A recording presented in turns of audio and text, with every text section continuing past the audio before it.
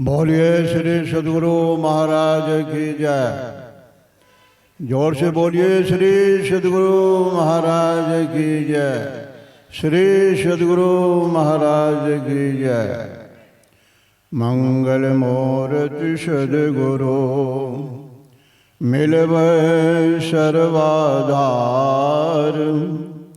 मंगलमय मंगल करन विनवो बारंबार। धन्य धन्य सतगुरु सुखद महिमा कहे न जाय। जो कुछ कहूँ तुम्हारी कृपा मोते कछु न बसाए। जो कुछ कहूँ तुम्हारी कृपा मोते कछु न बसाए। अव्यक्त रूप में परमाराज श्री सद्गुरु महाराज के चरण कमल में कोटि से नमन। उनके ही हृदय स्वरूप परम पूज्य महर्षि साहिब स्वामी जी महाराज के चरण कमल में कोटि से नमन। उनके ही अनुगामी पीछे पीछे चलने वाले अपने निवास में अवस्थित ब्रह्म ऋषि परम पूज्य श्री चतुरानंद जी महाराज के चरण कमल में कोटि से नमन। मंच पर उपस्थित संत महात्माओं, पंडाल में उपस्थित हमारे सत्संग प्रेमी गुरुजन भाइयों बहनों एवं माताओं सबों के चरण कमल में कोटि से नमन है। यह सहरसा जिला का 61वां वार्षिक अधिवेशन इस फील्ड पर बहुत दिनों के बाद होने जा रहा है। बहुत खुशी की बात है। अभी आप लोगों ने पाठ में सुना सत्संग योग से वेदवाणी, उपनिषदवाणी, संतवाणी, गुरुवाणी और अंत में हृदयवाणी को, ये 4-5 वाणियों को आप लोगों ने सुना है। इस पर प्रकाश डालना तो समयानुकूल असंभव है, लेकिन फिर भी संक्षिप्त में, बहुत संक्षिप्त में मैं कुछ कह देना चाहता हूँ। वेद भगवान कहते हैं कि ओम युंजान प्रथम मनसत्वाय सविताधिजम अग्निर ज्योतिर्निचाय पृथ्व्याध्यावरत। वेद भगवान उपदेश करते हैं कि हे मनुष्यों, जगत प्रसव करता ईश्वर का तत्व ज्ञान प्राप्त करने के लिए पहले बुद्धि योग और मानस योग तथा अग्नि की ज्योतियों का योग कर योग की इस दृढ़ भूमि को अपने अंदर अच्छे प्रकार धारण करें।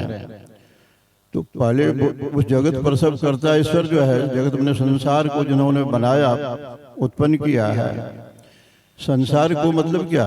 ब्रह्मा विष्णु महेश 33 करोड़ देवता, सूर्य चांद हवा पानी पृथ्वी सबों को जिसने बनाया है, उनको किसी ने नहीं बनाया। उन्हीं के अंदर में सब कोई है और सबके भीतर में भी है।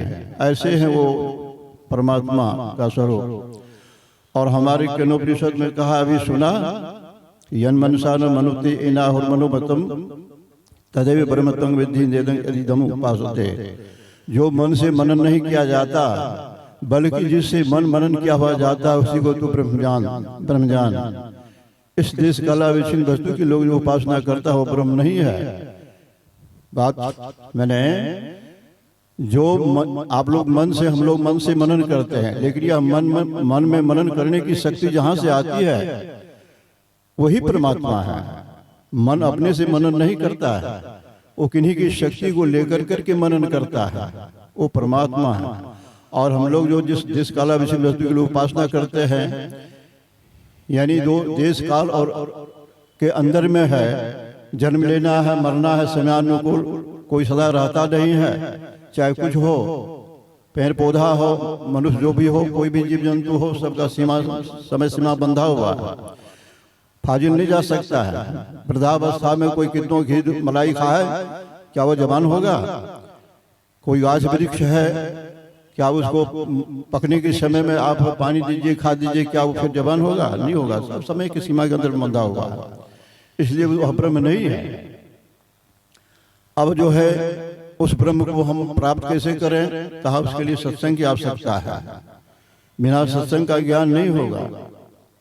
सत्संग की आवश्यकता है और मानव ज्ञान की आवश्यकता है। सत्संग से ज्ञान होगा, गुरु करेंगे और गुरु से दीक्षा मंत्र लेकर के हम मानस ध्यान वो गुरु बतावेंगे, जब बतावेंगे, मानस ध्यान बतावेंगे, दृष्टि साधन बतावेंगे। दृष्टि साधन अग्नि की ज्योतियों का योग है, उससे प्रकाश होता है, भीतर में प्रकाश होता है, अग्नि पैदा होती है, ब्रह्म प्रकाश होता है, उस प्रकाश में शीतलता है, इस प्रकाश में गर्मी भी है, लेकिन उसमें गर्मी नहीं है, मन शांत होता है। ऐसे ब्रह्म का स्वरूप है और वो अंत में शब्द के रूप में है। कहा कि बीजाक्षर परमेंदु नादं तस्योप्रिय स्थितम स्वशब्दं चाक्षरे शिने निशब्दं परमं पदम। परम बिंदु ही बीजाक्षर है, उसके ऊपर शब्द है, नाद है, और नाद जब अनाथ ब्रह्म में लय हो जाता है तो निशब्द जो है वो परम पद है। उस परम पद को कौन प्राप्त कर सकता है? और हमारे कबीर साहब ने भी कहा क्या क्या है जो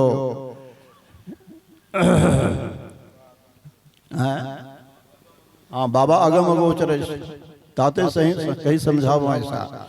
वो अगम है, बुद्धि से प्राप्त होने योग्य नहीं है, बुद्धि गम नहीं है, अगोचर है, इंद्रियों से वो प्राप्त होने योग्य नहीं है। ऐसे हो परमात्मा। ये हमारी जो 14 इंद्रियां है वो 14 इंद्रियों से हम प्राप्त नहीं कर सकते हैं। 14 इंद्रियां, 5 कर्म इंद्रियां, 5 ज्ञान इंद्रियां और 4 अंतःकरण की इंद्रियां।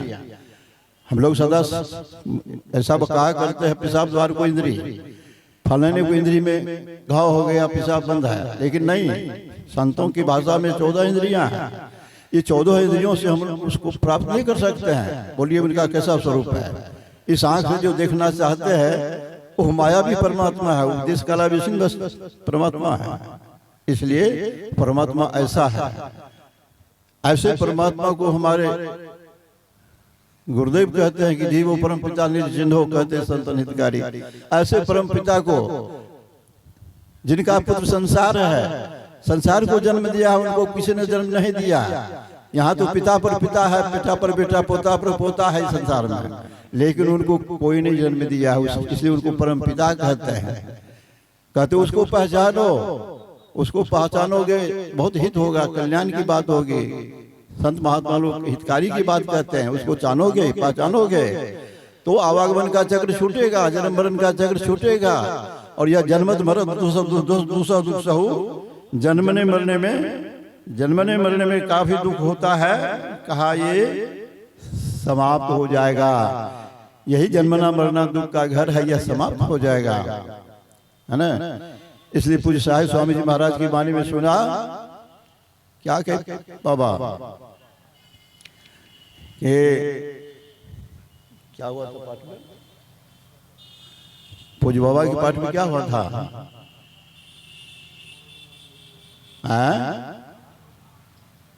बोलिए जोर से। हाँ, मान मान। पूज्य बाबा के पाठ में हुआ कि मान मान मन यह तेरा हीरा रतन अनमोल है। यह मनुष्य शरीर अनमोल है, हीरा रतन है हम लोगों का, अनमोल। इसकी कीमत नहीं है संसार में। उस हीरे की कीमत दे सकते हैं, लेकिन इस हीरे की कीमत आप कहिएगा कि करोड़ों अरबों रुपया दे दें और हमको मनुष्य शरीर मिल जाए, कहा कदापि नहीं हो सकता है। यह होगा आपके कर्मों से। आप भजन भक्ति कीजिएगा तब तो आपको मनुष्य शरीर मिलेगा, नहीं भजन कीजिएगा तो जाइए कुकर सुगर में दुख भोगिए। बोलिए प्रेम से श्री सदगुरु महाराज की जय। श्री सदगुरु महाराज की जय।